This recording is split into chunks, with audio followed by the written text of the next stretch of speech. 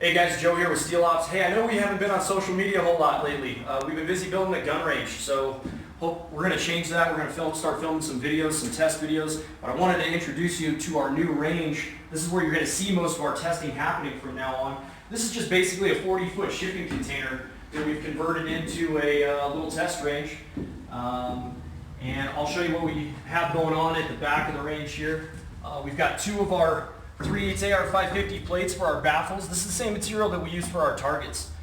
And we've got a rear baffle, a top baffle, and then our chute box. This is where we're going to put most of our body armor when we're doing our testing for a couple of reasons. One, it's safe.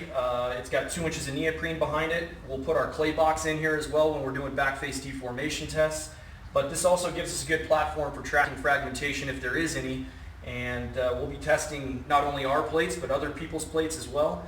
So in order for a bullet to go through this, it's going to have to go through our armor, which that's not going to happen. But then it would also have to go through one plate of the 3/8 AR 550, another plate of 3/8 AR 550, and then a layer of sandbags. So very safe facility, and we're very excited to have this thing up and going.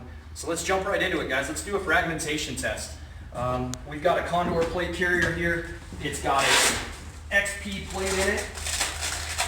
One of our XP plates. This is a single curve, guys. This is not our new multi-curve. This is one of our older single curve plates, but it works for fragmentation testing. We're going to throw that in a Condor plate carrier, just about as cheap as it can get. So if we get fragmentation, it should tear right through this plate carrier, right? And we'll get this thing hung up. What do you guys think? Should we shoot this? We've got two guns here. We've actually got three guns. We've got a 458 SOCOM, and then we've got a 16-inch DPMS 5.56 upper and a 20-inch 5.56 upper. I would say, just in spite of the meme pages, we'll probably go with the 20-inch first, and then we'll go with the 16, and we'll load this thing up and take some shots. All right, guys, so we got a 20-inch barrel. I've got 2 rounds of some 55 grain lead core 223 in there, and then I've got 2 rounds of M855 62 grain steel core.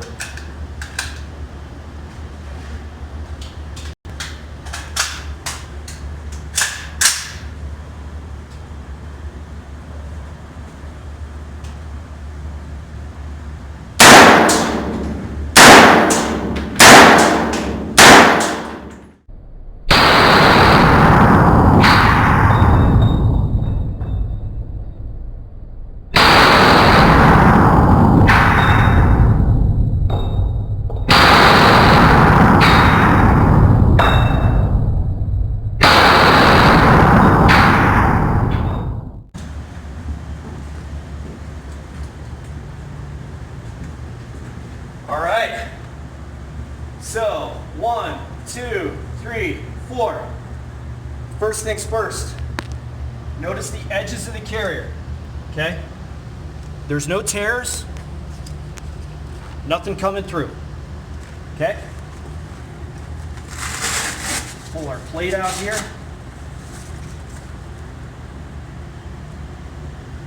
One, two, three, 4. Nice and clean. As always, guys, that's a core test sample point. That's not a penetration. Little bit of back face deformation. Maybe a 16th, maybe an 1/8. I'll set that plate right there. Actually, let's walk around this plate. The edges, not cracked. And again, we'll show our carrier. Nothing coming out. Nothing coming through. Okay, we'll load this up and we'll hit it again with the 16-inch. All right, guys, so we're going to take some shots out of our 16-inch barrel now. There's your 2 rounds of M855 62 grain steel core. Here's our 2 rounds of 55 grain lead core 223. Shooting this out of the 16-inch DPMS upper. Guys, I'm not poor. This is just our range gun. We got it for $100.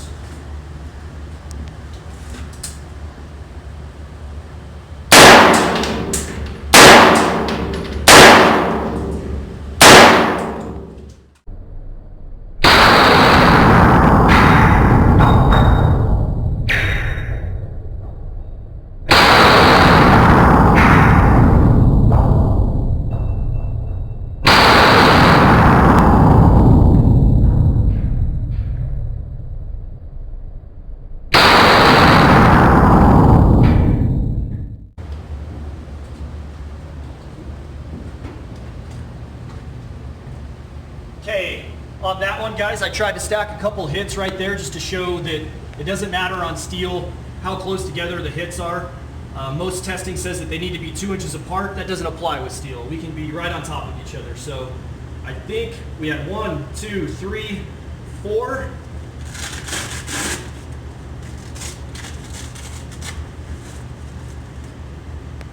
There you go. Again, notice the carrier, guys, no tears, no fragmentation, and nothing coming through the back side. Starting to get a little bit of stuff coming out the edge right there. This side still looks good. Top still looks good. Bottom edge is starting to give out. So you've taken 8 rounds to the chest of 223 and M855. No fragmentation, but it's probably time to move. Change positions. So there you have it, guys. One of the things that I keep hearing on social media, guys, and it's always from some meme page or something like that, is that steel armor has this like massive amount of energy transfer or a lot of blunt force trauma, and thus it requires trauma pads. As nothing could be further from the truth. We've had this slow-mo camera set up, and you can go and watch the rounds actually impacting this plate and this inside the carrier, and it will look something very similar to this.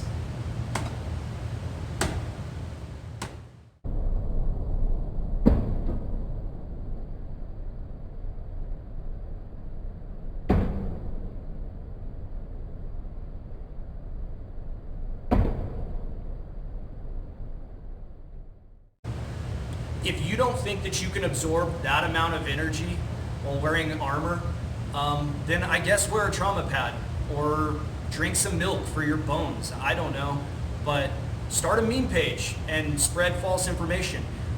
The moral of the story, guys, is that steel has always had and will always have the least amount of back face deformation, and because of that, it will have the least amount of blunt force trauma because it is dispersing energy across the entirety of the plate rather than allowing it to be focused in one small spot.